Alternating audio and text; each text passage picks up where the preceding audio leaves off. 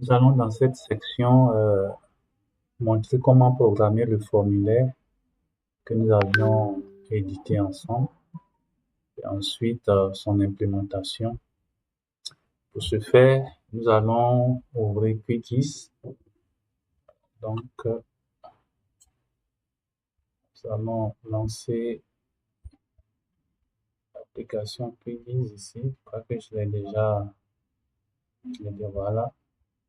Donc, une fois que Quickis est lancé, nous allons régler le système, le CRS, système de coordonnées de référence. Nous sommes dans la zone 30 nord, donc WGS 84, UTM zone 30 nord, ça on fait OK, appliquer, OK.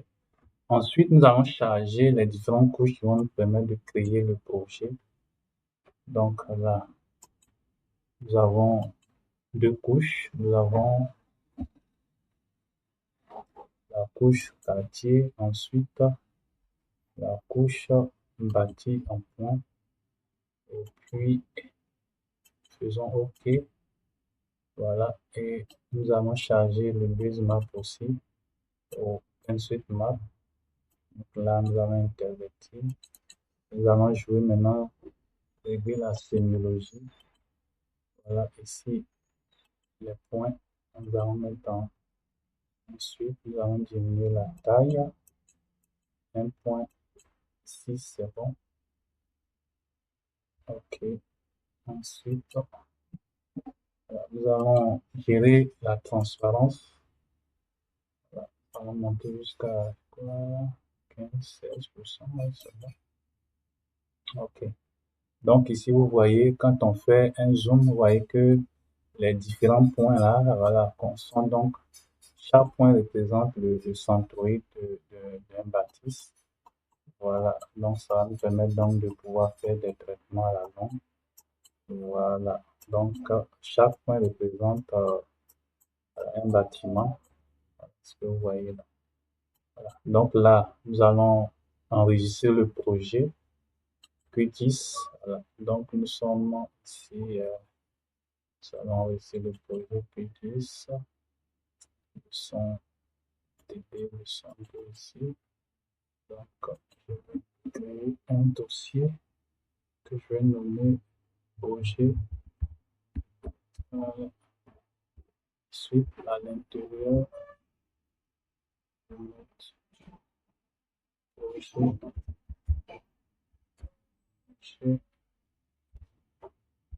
Voilà.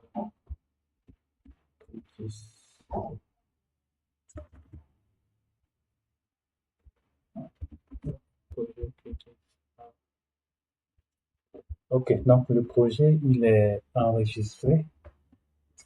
Donc l'étape suivante sera donc de créer un fichier de forme, voilà, qui va nous permettre donc de pouvoir programmer le formulaire de collecte de données de terrain. Voilà, donc nous allons créer le fichier de forme, donc créer une couche de données shapefile. Donc nous allons nommer ça peut-être par exemple collecte, par exemple, puisqu'il s'agit ou bien collecte données terrain, par exemple, ou bien l'état à terrain. C'est ça, data terrain.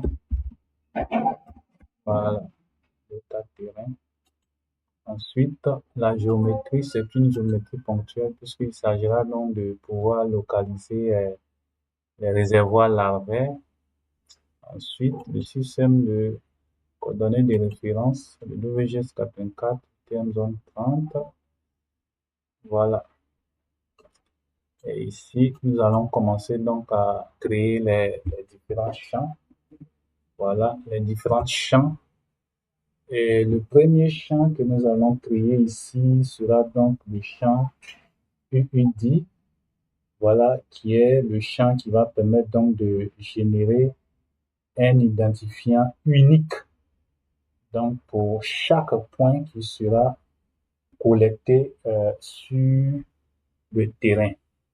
Donc, ici, nous allons mettre ici UID ici. Voilà. Donc là, c'est chaîne de caractères.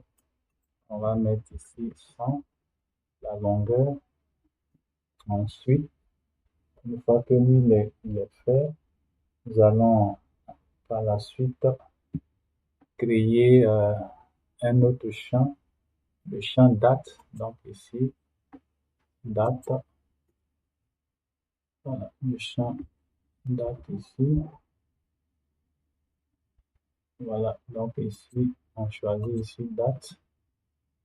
Ensuite, on va créer un autre champ qui est nom et prénom. Donc, nom et puis prénom. Voilà. Chaîne de caractères également. Ensuite, on a la commune. Voilà. La commune. On a la commune. Ensuite, la commune, c'est chaîne de caractères. Ensuite, on a le quartier. Quartier. Voilà. Quartier. Voilà. Ensuite, chaîne de caractères aussi. Voilà. Ici, on met ça. Quartier. C'est ça. Commune. Voilà. Automatiquement.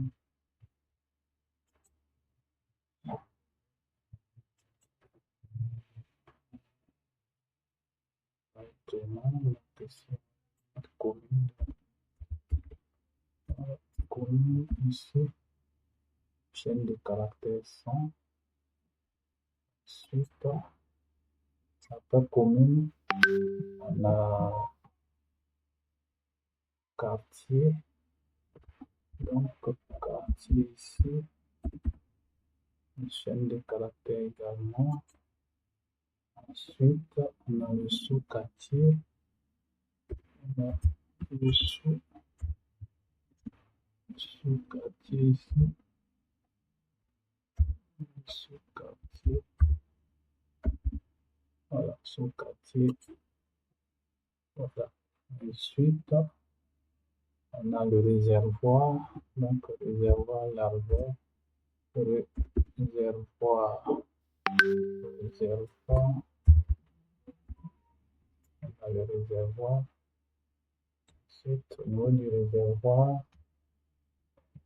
voilà.